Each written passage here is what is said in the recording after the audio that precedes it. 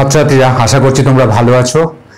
আমরা P block এলিমেন্টের class 12 এর প্রায় শেষ দিকে চলে এসেছি। গ্রুপ 15, গ্রুপ 16, গ্রুপ 17 আমরা পুরোপুরি কমপ্লিট করেছি।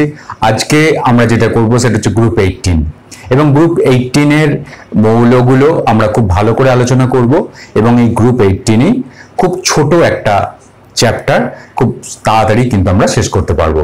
তাহলে চলো আজকে আমরা দেখে নিই যে গ্রুপ 18 মৌলগুলোতে কি কি মৌল আছে এবং তাদের ধর্মগুলো কি কি, বা তাদের ইলেকট্রন বিন্যাস কি কি, তাদের পরমাণু ক্রমাঙ্ক কি কি, সবটাই আমরা জেনে নেব।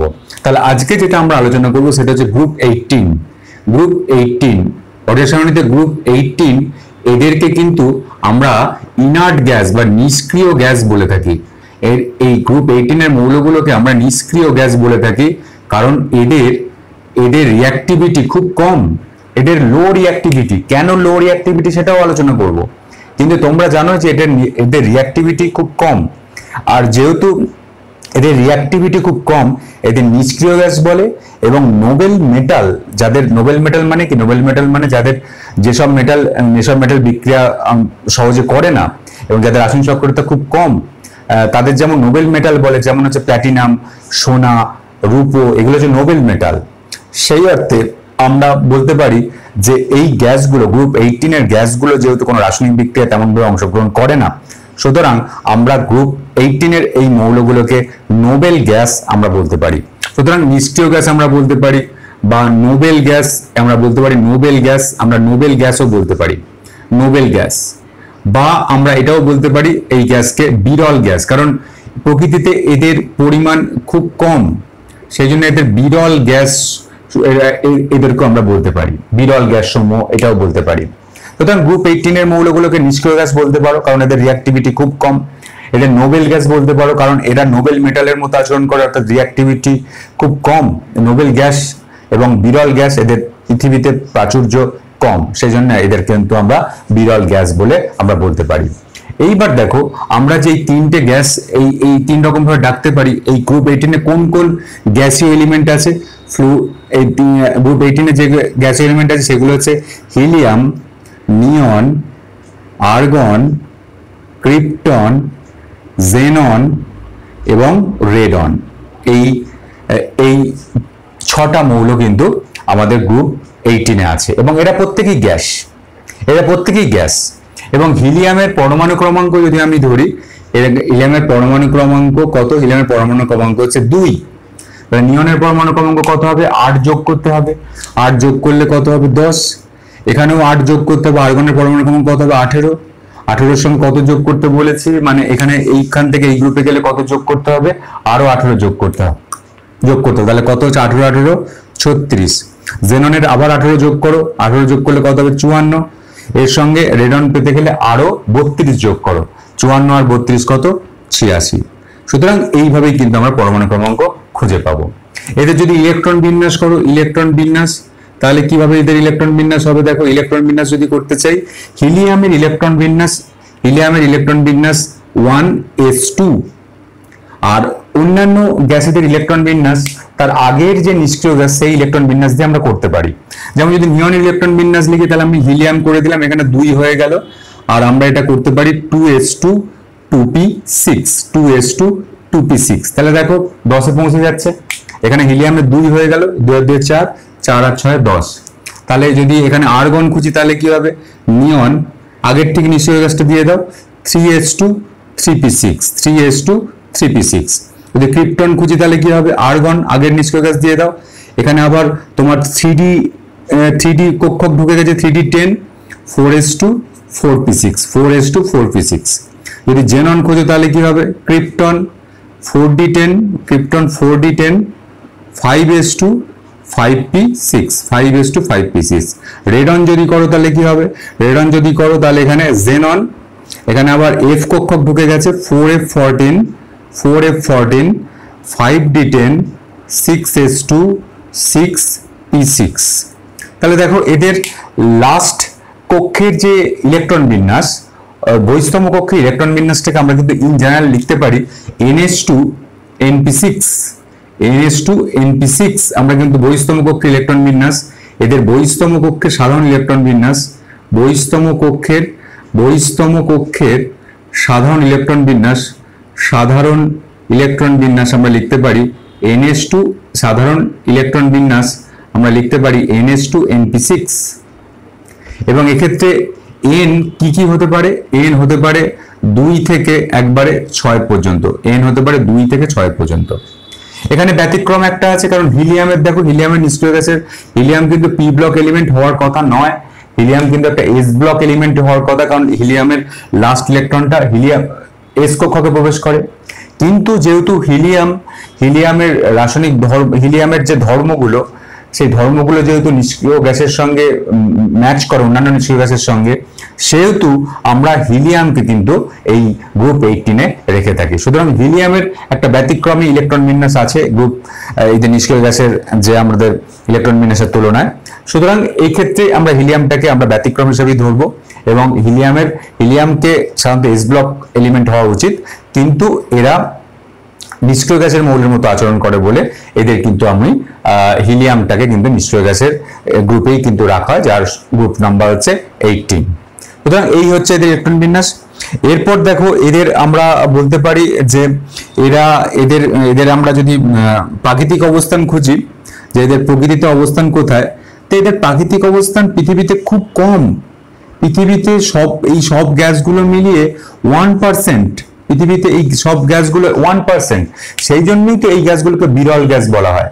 এদের মধ্যে হিলিয়াম কোথায় পাওয়া যায়? হিলিয়াম মূলত ন্যাচারাল গ্যাসে, প্রাকৃতিক গ্যাসে হিলিয়াম পাওয়া যায়, ন্যাচারাল গ্যাসে হিলিয়াম পাওয়া যায়, প্রাকৃতিক গ্যাসে। আর কোথায় পাওয়া যায় হিলিয়ামটা? যেমন একটা যদি তুমি ধরো পিচ ব্লেন্ড বলে একটা খনিজ আছে, সেই পিচ ব্লেন্ড এটা ইউরেনিয়ামের খনিজ পিচ ব্লেন্ড, সেখানে তুমি পিচ ব্লেন্ড খনিজে তুমি হিলিয়াম গ্যাস পাবে, পিচ ব্লেন্ড খনিজে তুমি হিলিয়াম গ্যাসটা পাবে। এছাড়াও তুমি এটা বলতে পারো যে হিলিয়াম এবং পিচ ব্লেন্ড খনিজে হিলিয়ামের সঙ্গে সঙ্গে তুমি কিন্তু নিয়ন এই গ্যাসটাও পাবে, নিয়ন গ্যাসটাও পাবে। এছাড়াও আমরা বলতে পারি প্রস্রবণের জলে, সেই উষ্ণ প্রস্রবণ যেখানে আছে, প্রস্রবণের জলে তুমি সামান্য পরিমাণে হিলিয়াম, নিয়ন এবং আর্গন এই তিনটে গ্যাস কিন্তু পাবে, হিলিয়াম, নিয়ন, আর্গন এই তিনটে গ্যাস পাবে প্রস্রবণের জলে। এছাড়াও তুমি এই যে রেডিয়াম, আরএন, যে এখানে আমরা যেটা পাচ্ছি রেডন, এই রেডন এটা কিন্তু এইটা তেজস্ক্রিয়, এই রেডন এটা কিন্তু তেজস্ক্রিয়। এবং এই রেডনটা কোথা থেকে পাবে? রেডনটা হচ্ছে রেডিয়ামের, এই রেডনটা তুমি কোথা থেকে পাবে? রেডিয়াম হচ্ছে Ra, এই রেডিয়ামের অবক্ষয়ের ফলে আমরা কিন্তু রেডন পাবো, রেডিয়াম থেকে আমরা কিন্তু রেডন পাবো। রেডিয়ামের চিহ্ন হচ্ছে Ra, এবং এখানে আমরা লিখতে পারো পরমাণু ক্রমাঙ্ক 88 আর ভর সংখ্যা 226। এখান থেকে তুমি Rn পাবে, যার পরমাণু ক্রমাঙ্ক হচ্ছে 86 এবং 222, এবং তার সঙ্গে সঙ্গে একটা আলফা কণা নির্গত হবে, যেটা হচ্ছে 2He4। সুতরাং তুমি এই রেডনটা যেটা পাচ্ছ, জেনন রেডন, এটা কিন্তু রেডিয়াম থেকে তোমরা পেয়ে থাকতে পারো। সুতরাং এই যে প্রাকৃতিক অবস্থান, বাদবাকি জেনন, ক্রিপ্টন, এদের একদম কিন্তু অবস্থান একদম খুব কম পৃথিবীতে। তা সত্ত্বেও এই প্রাকৃতিক অবস্থান এদের দেখো, এদের আমি বলেছি যে প্রকৃতিতে প্রায় 1% অবস্থান করে, তা সত্ত্বেও হিলিয়ামটা মোটামুটি পাওয়া যায়, আর বাদবাকি জিনিসগুলো খুব কমই কিন্তু আমাদের পরিবেশে আছে। এইভাবেই তোমরা এটাকে খেয়াল রেখো, ঠিক আছে? এরপরে দেখো, এরপরে আরেকটা কথা বলি যে এদের যে ইলেকট্রন বিন্যাস, এই NH2 NP6, এটা কিন্তু খুব স্টেবল ইলেকট্রন বিন্যাস। কারণ আমরা অনেকদিন ধরেই পড়ে আসছি যে বাইরের কক্ষে যদি 8টা ইলেকট্রন থাকে, তাহলে সেক্ষেত্রে স্টেবিলিটি সব থেকে বেশি হয়। এবং দেখো, এদের বাইরের কক্ষে কিন্তু 8টা ইলেকট্রন আছে, প্রত্যেকটা নিষ্ক্রিয় গ্যাসের, হিলিয়াম বাদ দিয়ে। হিলিয়াম একটু এক্সেপশনাল বলেছিলাম, বাইরের কক্ষে 8টা ইলেকট্রন আছে বলে এরা কিন্তু সবাই কিন্তু খুব স্থায়ী, এবং স্থায়ী প্রকৃতির বলে এদের রাসায়নিক সক্রিয়তা কিন্তু খুব কম। কারণ স্থায়ী প্রকৃতির বলেই এরা কিন্তু রাসায়নিকভাবে বিক্রিয়া করতে চায় না, সুতরাং এদের রাসায়নিক সক্রিয়তাটা খুব কম হয়, এটা তোমরা জেনে রাখো। এবার আমরা করব এদের বিভিন্ন রকম ভৌত ধর্ম, আমরা মুছে দিচ্ছি এটাকে, পুরোপুরি তোমরা নোট করেছো। এটাতে আমরা করব ভৌত ধর্মসমূহ, তারপর ভৌত ধর্মসমূহ আমরা করব, গ্রুপ 18 এর ভৌত ধর্ম আমরা করব। দেখো ভৌত ধর্মের মধ্যে আমরা যেটা করবো প্রথমে ভৌত অবস্থা ও পারমাণবিকতা। 1 নম্বর যেটা করবো সেটা হচ্ছে ভৌত অবস্থা, ভৌত অবস্থা ও পারমাণবিকতা, ভৌত অবস্থা ও পারমাণবিকতা। দেখো এটা তুমি কি বলবে, তো এদের ভৌত অবস্থা কি, এরা কোন ভৌত অবস্থায় থাকে, সলিড, লিকুইড না গ্যাস? তো এরা প্রত্যেকেই কিন্তু গ্যাস, সুতরাং এদের ভৌত অবস্থা এরা কিন্তু গ্যাস, এরা হচ্ছে গ্যাস। আর এদের পারমাণবিকতা কি, পারমাণবিকতা হচ্ছে 1, এরা কিন্তু এক পারমাণবিক, এদের এক পারমাণবিক। এদের ধরো হিলিয়াম, হিলিয়াম কখনো He2 হয় না, He2 হয় না, সবসময় কিন্তু হিলিয়াম এক পারমাণবিক। এটা হিলিয়ামের পরমাণু বলতে পারো এবং এটা হিলিয়ামের অণুও বলতে পারো, এটা এক পারমাণবিক গ্যাস। সুতরাং এদের ভৌত অবস্থা হচ্ছে গ্যাস আর পারমাণবিকতা হচ্ছে 1। এবার প্রশ্ন হলো যে এরা কিন্তু গ্যাসীয় ভাবেই অবস্থান করে কেন, কেন এরা তরল বা কঠিন নয়? কারণ দেখো এদের মধ্যে দুর্বল কেবলমাত্র ভ্যান ডার ওয়াল আকর্ষণ বল কাজ করে। এই যে হিলিয়াম আরেকটা হিলিয়ামের মধ্যে, এই হিলিয়াম দুটো পরমাণু বা দুটো অণুর মধ্যে দুর্বল ভ্যান ডার ওয়াল আকর্ষণ বল কাজ করে। আর দুর্বল ভ্যান ডার ওয়াল আকর্ষণ বল অত্যন্ত দুর্বল, এটা একটা ইন্টারমলিকুলার ফোর্স, দুটো মলিকুলের মধ্যে কাজ করে, দুটো অণুর মধ্যে কাজ করে, কিন্তু এই ফোর্সটা অত্যন্ত দুর্বল। দুর্বল বলে যেহেতু ইন্টারমলিকুলার ফোর্স অফ অ্যাট্রাকশন এদের খুব কম, মানে দুটো মলিকুলের মধ্যে অ্যাট্রাকশন ফোর্সটা কম, সুতরাং এটা তো গ্যাস হবেই। কারণ যদি তরল বা কঠিন হতো তাহলে ইন্টারমলিকুলার ফোর্স অফ অ্যাট্রাকশনটা বেশি হতো। কিন্তু এদের মধ্যে দুর্বল ভ্যান ডার ওয়াল আকর্ষণ বল কাজ করে, সুতরাং এরা ভ্যান ডার ওয়াল দুর্বল, weak van der Waal force of attraction কাজ করে বলে এদের কিন্তু এদের ভৌত অবস্থা হচ্ছে গ্যাস এবং এরা পারমাণবিকতা হচ্ছে 1, কারণ এরা কারোর সঙ্গে বিক্রিয়া করতে চায় না, কারণ এদের ইলেকট্রন বিন্যাস হচ্ছে NH2 NP6, এরা খুব স্টেবল কনফিগারেশন, এরা কারোর সঙ্গে বিক্রিয়া করতে চায় না, এমনকি নিজেদের পরমাণুর সঙ্গেও বিক্রিয়া করতে চায় না। সেই অবস্থায় এরা কিন্তু পারমাণবিকতা 1, এদের পারমাণবিকতা কিন্তু 1 দেখায়। দ্বিতীয় নম্বর যে ধর্মটা করবো সেটা হচ্ছে পারমাণবিক ব্যাসার্ধ। দ্বিতীয় যেটা করবো সেটা হচ্ছে পারমাণবিক ব্যাসার্ধ। তো দেখো এই পারমাণবিক ব্যাসার্ধ, এই যতগুলো আমাদের পর্যায় সারণীতে সবচেয়ে পারমাণবিক ব্যাসার্ধ সব থেকে কম হচ্ছে এই গ্রুপ 18 এর মৌলগুলো, অর্থাৎ নিশ্চয়ই গেছে মৌলগুলো। পারমাণবিক ব্যাসার্ধ হচ্ছে সব থেকে lowest in the periodic table, সব থেকে পারমাণবিক ব্যাসার্ধ সব থেকে কম হচ্ছে কার, এদের নিশ্চয়ই গেছে পারমাণবিক ব্যাসার্ধ সব থেকে কম। কারণ কি, কারণ দেখো এদের হচ্ছে এফেক্টিভ নিউক্লিয়ার চার্জ এদের ক্ষেত্রে কিন্তু সব থেকে বেশি, কারণ এফেক্টিভ নিউক্লিয়ার চার্জ যদি সব থেকে বেশি হয় এক্ষেত্রে তাহলে এদের সাইজ কিন্তু সব থেকে ছোট হবে। গ্রুপ 17 এর তুলনায় গ্রুপ 18 এর এফেক্টিভ নিউক্লিয়ার চার্জ বেশি, কারণ এখানে নিউক্লিয়াসে একটা করে প্রোটন যুক্ত হয় এবং বাইরের কক্ষে ইলেকট্রনের প্রতি তাহলে আকর্ষণ বলটা বাড়তে থাকে, এটাকে এফেক্টিভ নিউক্লিয়ার চার্জ বলে। এবং এফেক্টিভ নিউক্লিয়ার চার্জ হাইয়েস্ট, এখানে হচ্ছে হাইয়েস্ট, এফেক্টিভ নিউক্লিয়ার চার্জ যেহেতু হাইয়েস্ট, সুতরাং এদের পারমাণবিক ব্যাসার্ধ হচ্ছে lowest in the periodic table. বুঝতে পারলে, পারমাণবিক ব্যাসার্ধ কিন্তু এদের সব থেকে কম। এবং যদি তুমি ওপর থেকে নিচের দিকে আসো, যদি ওপর থেকে ডাউন দ্য গ্রুপ তুমি যদি আসো, তাহলে পারমাণবিক ব্যাসার্ধ অ্যাটমিক রেডিয়াস বা পারমাণবিক ব্যাসার্ধ অ্যাটমিক রেডিয়াস ইনক্রিজেস। এটা তো কেন হয় নিশ্চয়ই বুঝতে পারো, নতুন নতুন কক্ষপথ যুক্ত হয়, সুতরাং উপর থেকে নিচে আসলে পারমাণবিক ব্যাসার্ধ বাড়ে, এটা নতুন কিছু বলার নেই, কারণ নতুন কক্ষপথ যুক্ত হয়, সুতরাং উপর থেকে নিচে আসলে কিন্তু পারমাণবিক ব্যাসার্ধ বাড়ে। এই কথাটা তোমাদের খেয়াল রাখতে হবে। তৃতীয় নম্বর যেটা করবো সেটা হচ্ছে আয়নায়ন এনথালপি। 3 নম্বর যেটা করবো ভৌত ধর্মের মধ্যে আয়নাইজেশন এনার্জি, আয়নায়ন এনথালপি বা আয়নাইজেশন এনার্জি যাই বলো না কেন, আয়নায়ন এনথালপি। তো দেখো এদের আয়নায়ন এনথালপি কিসের উপর নির্ভর করে বলেছিলাম, আয়নায়নের সাইজের উপর নির্ভর করে। আয়নায়ন enthalpy inversely proportional to size. তাহলে এদের যদি সাইজ যদি সব থেকে কম হয় তাহলে এদের আয়নায়ন এনথালপি সব থেকে বেশি। আয়নায়ন এনথালপি, এখানে আয়নায়ন এনথালপি হচ্ছে highest in the periodic table. যতগুলো আমাদের পিরিয়ডিক টেবিলে যত এলিমেন্ট আছে, এই গ্রুপ 18 এর এলিমেন্টের আয়নাইজেশন এনার্জি কিন্তু সব থেকে বেশি, কারণ এদের সাইজ সব থেকে ছোট। সাইজ যদি সব থেকে ছোট হয় তাহলে আয়নায়ন এনথালপি সব থেকে বেশি হবে। সুতরাং হাইয়েস্ট আয়নায়ন এনথালপি, আয়নায়ন energy in the periodic table, highest ionisation energy, আয়নায়ন এনথালপি তোমরা পাবে। যদি ওপর থেকে নিচের দিকে আসো তাহলে আয়নায়ন এনথালপি ওপর থেকে নিচের দিকে আসলে সাইজ ইনক্রিজ, সাইজ যদি ইনক্রিজ করে, সাইজ যদি বাড়ে, তাহলে আয়নন এনথালপি কি হবে? কমতে থাকবে। উপর থেকে নিচে আসলে আই এর মান কমবে, উপর থেকে নিচে আসলে আই এর মান কমবে, আই এর মান উপর থেকে নিচে আসলে আই এর মানটা কমবে, সাইজ কিন্তু কমবে উপর থেকে নিচে আসলে। এর মধ্যে আর কোনো জটিলতা নেই, উপর থেকে নিচে আসলে সাইজ কিন্তু কমবে। সাইজ বাড়বে, সাইজ যদি বাড়ে তাহলে আয়নোজেন এনার্জির মানটা কমবে। উপর থেকে নিচে আসলে সাইজ বাড়ে, আর সাইজ যদি বাড়ে তাহলে আয়নন এনথালপির মানটা কমে। এই জায়গাটা তাহলে তিনটে আমরা ধর্ম করে নিতে পারলাম, ভৌত অবস্থা, পারমাণবিকতা, পারমাণবিক ব্যাসার্ধ এবং আয়নন এনথালপি। আমরা তিনটে ধর্মই কিন্তু আমরা করে নিতে পারলাম।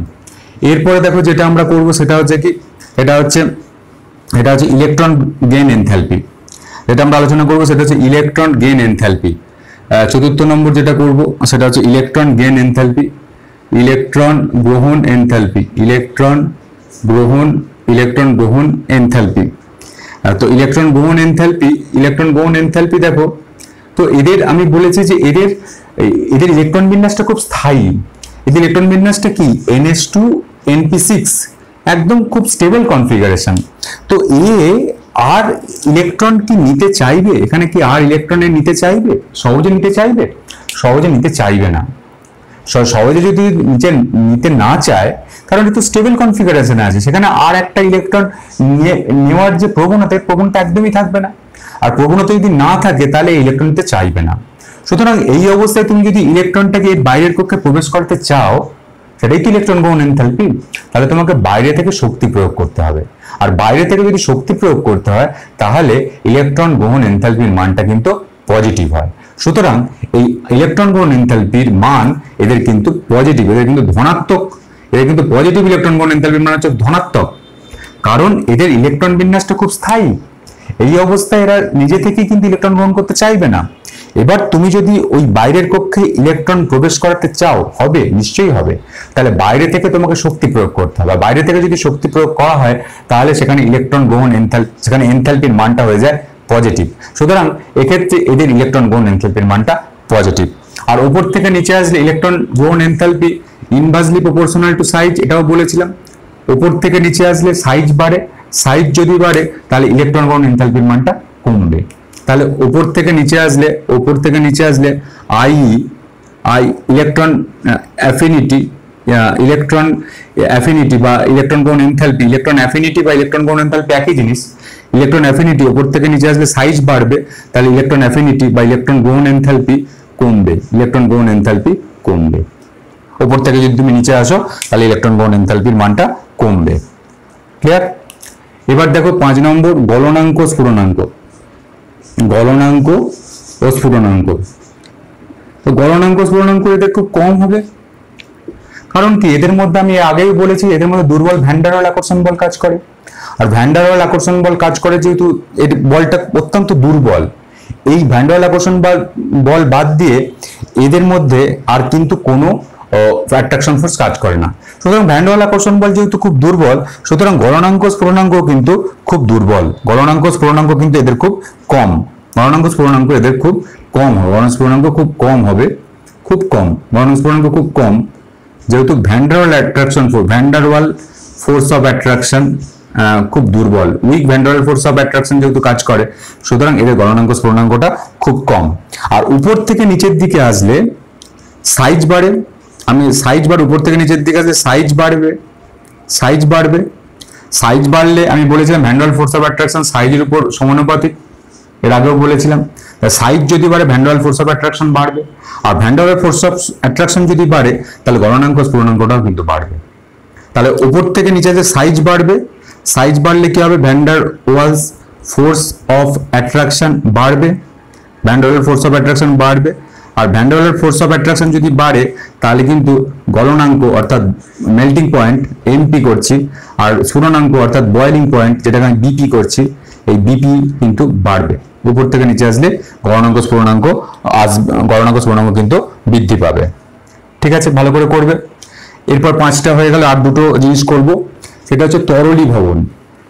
দেখো এরপরে যেটা করব সেটা হচ্ছে তরলীভবন, লিকুইফিকেশন। 5 নম্বর যেটা করব সেটা হচ্ছে তরলীভবন। তো দেখো এদের মধ্যে যদি দুর্বল ভ্যান ডার ওয়াল আকর্ষণ বল কাজ করে, সুতরাং এই যে গ্যাসগুলোকে তরলীভবন করাটা, লিকুইফিকেশন করাটা খুব কঠিন কাজ। সুতরাং এরা কিন্তু তরলে পরিণত হবে না, তরলে পরিণত কিন্তু এদের হবে না, কারণ এদের মধ্যে তো দুর্বল weak van der Waal force of attraction কাজ করে। Weak van der Waals force of attraction এদের মধ্যে কাজ করে। ভ্যান্ডারওয়াল ফোর্স অফ অ্যাট্রাকশন কাজ করে। তরল কখন হয়? তরল আর গ্যাসের মধ্যে তফাৎ কি? তরলের মধ্যে নিজেদের অণুর মধ্যে আকর্ষণ বলটা খুব বেশি হয়, আর গ্যাসের মধ্যে নিজেদের অণুগুলোর মধ্যে আকর্ষণ বলটা কম হয়। তাহলে এদের মধ্যে যদি দুর্বল ভ্যান্ডারওয়াল ফোর্স অফ অ্যাট্রাকশন কাজ করে, তুমি এদেরকে কি খুব সহজে তরলে পরিণত করতে পারবে? ভ্যান্ডারওয়াল ফোর্স অফ অ্যাট্রাকশন কাজ করে মানে কি, এরা সব থেকে দুর্বল ভ্যান্ডারওয়াল ফোর্স অফ অ্যাট্রাকশন কাজ করে মানে এটা দূরে দূরে দূরে দূরে কিন্তু একটা অণু অন্য অণু থেকে দূরে দূরে দূরে দূরে সরে থাকবে। এই অবস্থায় এদেরকে লিকুইফিকেশন করতে গেলে তোমাকে খুব বেশি পরিমাণে প্রেসার প্রয়োগ করতে হবে, চাপ দিয়ে তবে পারবে। কিন্তু এদের সাধারণ প্রবণতা, এদের সাধারণ অবস্থাতে কিন্তু তরলীভবন এদের করা কিন্তু সম্ভব নয়। সুতরাং যদি এদের কিন্তু তরলীভবন করা সম্ভব নয়, তবে ওপর থেকে নিচের দিকে আসলে ভ্যান্ডারওয়াল ফোর্স অফ অ্যাট্রাকশন বৃদ্ধি পায়। আর ভ্যান্ডারওয়াল ফোর্স অফ অ্যাট্রাকশন যদি বৃদ্ধি পায়, তাহলে অণুগুলো নিজেদের মধ্যে আকর্ষণ বলটাই বৃদ্ধি পায়, সেটাই ভ্যান্ডারওয়াল ফোর্স অফ অ্যাট্রাকশন। আর অণুগুলো নিজেদের মধ্যে যদি আকর্ষণ বল বৃদ্ধি পায়, তাহলে উপর থেকে নিচে যখন আসবে তখন তাদের তরলীকরণের যে প্রবণতা, সেই প্রবণতাটা কিন্তু বৃদ্ধি পাবে। কারণ তরলের মধ্যে অণুগুলো নিজেদের মধ্যে খুব বেশি কিন্তু অ্যাট্রাকটিভ ফোর্সের মাধ্যমে যুক্ত থাকে। আর ভ্যান্ডারওয়াল আকর্ষণ বলটা যেহেতু উপর থেকে নিচের দিকে বৃদ্ধি পাচ্ছে, সুতরাং উপর থেকে নিচে কিন্তু তরলীভবনের যে প্রবণতা, এখানে তো গ্যাস সবগুলোই, তো গ্যাসের যে তরলীভবনের প্রবণতা সেটা কিন্তু বৃদ্ধি পাবে। সুতরাং উপর থেকে নিচে তরলীভবনের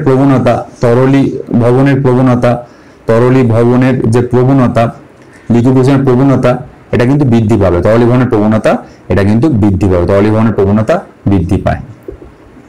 বুঝতে পারলে? আর একটা ধর্ম আছে, সেটা হচ্ছে জলে দ্রাব্যতা। 6 নম্বর যে ধর্মটা আছে সেটা হচ্ছে জলে দ্রাব্যতা।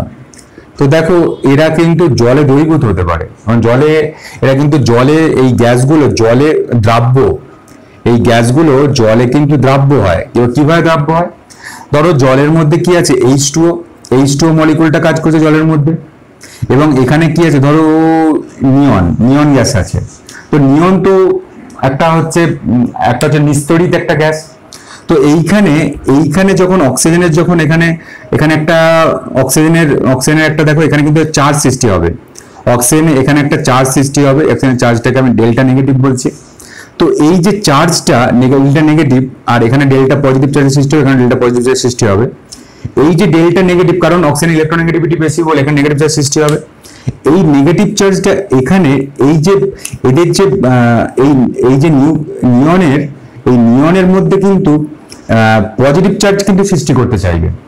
এই নিয়নের যে নিকটবর্তী প্রান্তে একটা কিন্তু আবেশের মাধ্যমে, এটা কিন্তু তোমরা ক্লাস 11-এ পড়েছিলে, যেখানে গ্যাস চ্যাপ্টারে, যে এই যে এখানে যে জলের মধ্যে যে একটা নেগেটিভ চার্জ এবং পজিটিভ চার্জটা আছে, সেই নেগেটিভ এবং পজিটিভ চার্জটা এখানে জলের মধ্যে একটা দ্বিমেরু দেখা যাচ্ছে, দুটো দ্বিমেরু দেখা যাচ্ছে, ডাইপোল দেখা যাচ্ছে, কারণ এই একটা নেগেটিভ পোল, এটা পজিটিভ পোল। তাহলে নেগেটিভ পোলটা এর সামনের দিকে, পজিটিভ পোলটা কিন্তু এর সামনের দিকে, নিয়নটা নিস্তড়িত পরমাণু, কিন্তু এর সামনের দিকে আবেশের মাধ্যমে, ইন্ডাকশন আবেশের মাধ্যমে এর সামনে দিয়ে কিন্তু পজিটিভ চার্জের সৃষ্টি করবে, পজিটিভ চার্জেস কিন্তু সৃষ্টি করতে চায়।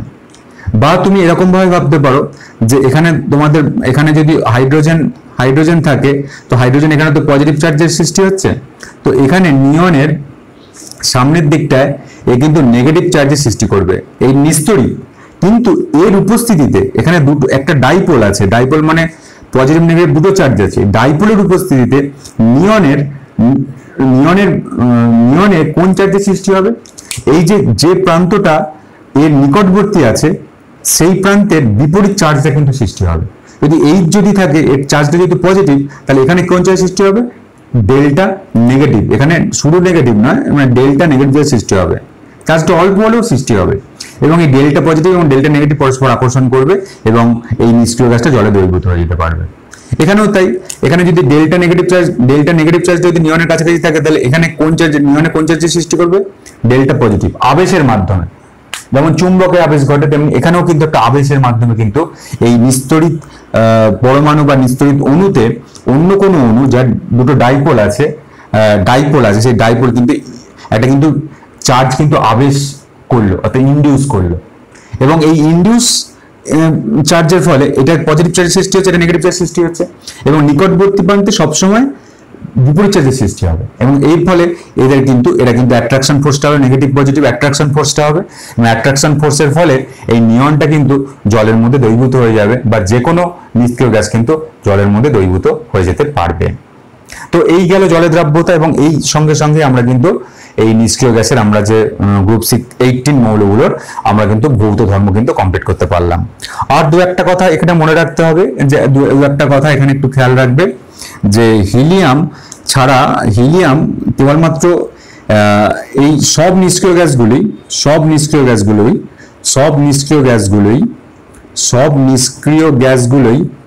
চারকোল দ্বারা অধিশোষিত হয়, সব নিষ্ক্রিয় গ্যাসগুলি চারকোল দ্বারা অধিশোষিত হয়। তোমরা অধিশোষণ চ্যাপ্টার পেরিয়ে এসেছো, ফিজিক্যাল কেমিস্ট্রিতে পড়েছো, সব নিষ্ক্রিয় গ্যাসগুলি চারকোল দ্বারা অধিশোষিত হয়, এক্সেপ্ট হিলিয়াম।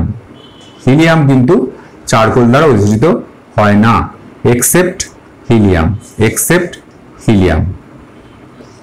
আর এরা এই নিষ্ক্রিয় গ্যাসগুলো মানে হিলিয়াম আর নিয়ন এই দুটি গ্যাস বাদে বাদবাকি গ্যাসগুলি ক্ল্যাথরেট যৌগ গঠন করে। এই দুটি গ্যাস বলেছি, এই দুটি তোমরা লেখো, এই দুটি গ্যাস বাদে বাদবাকি গ্যাসগুলি ক্ল্যাথরেট যৌগ তৈরি করে, ক্ল্যাথরেট যৌগ গঠন করে, ক্ল্যাথরেট যৌগ বা ক্যাথলেট যৌগ গঠন করে, তো ক্ল্যাথরেট যৌগটা কি? ক্ল্যাথরেট কথার অর্থ হচ্ছে খাঁচার মতো যৌগ। ক্ল্যাথরেট যৌগ মানে খাঁচার মতো যৌগ, খাঁচা cage like substance, cage like compound, খাঁচার মতো যৌগ, খাঁচার মতো। তো খাঁচার মধ্যে যেমন কোনো পাখি বসে থাকে, তেমনি কোনো একটা জৈব বা অজৈব পদার্থের কেলাস, মানে জৈব অজৈব পদার্থের কেলাসের মধ্যে ধরো এটা কোনো একটা জৈব পদার্থের বা অজৈব পদার্থের কোনো কেলাস এরকম ভাবে সঞ্চিত আছে। তো এর মধ্যে হিলিয়াম নিয়ন গ্যাস বাদ দিয়ে যেগুলো আছে আর্গন, ক্রিপ্টন, জেনারেট, এর মধ্যে কিন্তু ট্র্যাপড হয়ে যেতে পারে। ধরো এখানে আর্গন গ্যাসটা এর মধ্যে ফেসে গেল, ট্র্যাপড হয়ে যেতে পারে, এবং ট্র্যাপড হয়ে যাওয়ার ফলে এই জৈব পদার্থ বা এখানে যে অজৈব পদার্থ আছে তার কেলাসের মধ্যে এই নিষ্ক্রিয় গ্যাসটা যখন এসে যাচ্ছে, তখন কিন্তু এই নিষ্ক্রিয় গ্যাসটা একটা খাঁচায় বন্দি যৌগের মতো মনে হচ্ছে।